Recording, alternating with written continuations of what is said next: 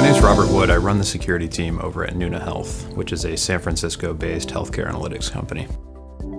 Ultimately, the goal of Nuna is to help entities such as the federal government and self-insured companies deliver higher quality and cheaper healthcare to their end users, to the people who are consuming those healthcare services. And the way that we're doing that is through a combination of data warehousing and analytic services.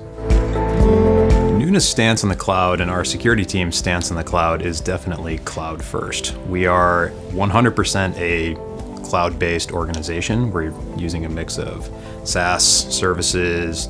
Our products are built and deployed within AWS, which is of course infrastructure and platform as a service. We are taking the philosophy of using the cloud to defend the cloud and using the cloud to help scale the cloud to deliver more value to our customers. One of the big benefits that we had from an organizational perspective in taking a cloud-first mentality and building the organization with that mentality is that we didn't have to make big investments in time, in personnel, and in hardware in order to get to where we are now. We could literally go online, sign up for these services, and have corporate email, file sharing abilities, internal chat, all of that stuff. And we didn't have to do so with a big transitional period, anything like that.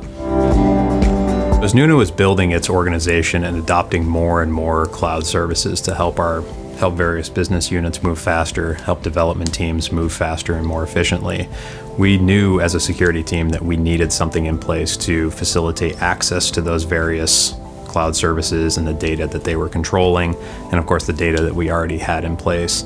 And we knew we also needed something to complement that access piece with more visibility and give us monitoring, give us alerting, and basically give us a way to start enforcing on the users of our services how exactly everything was going to work from a governance perspective.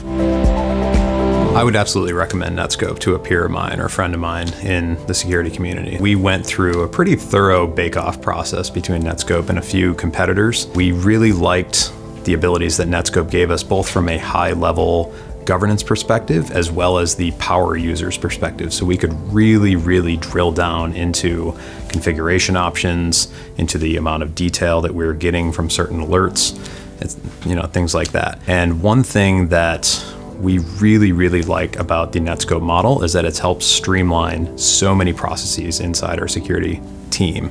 And one of the things that you might not even expect from that is vendor governance. So if we're evaluating a new tool, recruiting comes to us and they want to use a new service to help with their own processes, using Netskope to identify what security controls and what the security posture of that particular service look like, and having options to compare it against has helped us interact with those other business units and actually build more trust with different groups outside of the security team. So it's actually helped us from a political and internal business posture perspective, not just a technology perspective. One of the things that it means to me to be a cloud trailblazer in the context of this discussion is that I'm able to do my job, as in working at Nuna, protecting healthcare data in a scalable, transparent, secure, and repeatable fashion. And one of the biggest ways that the cloud has enabled me to do that is through the use of interconnecting APIs and the scriptability of the whole thing. If my job depends on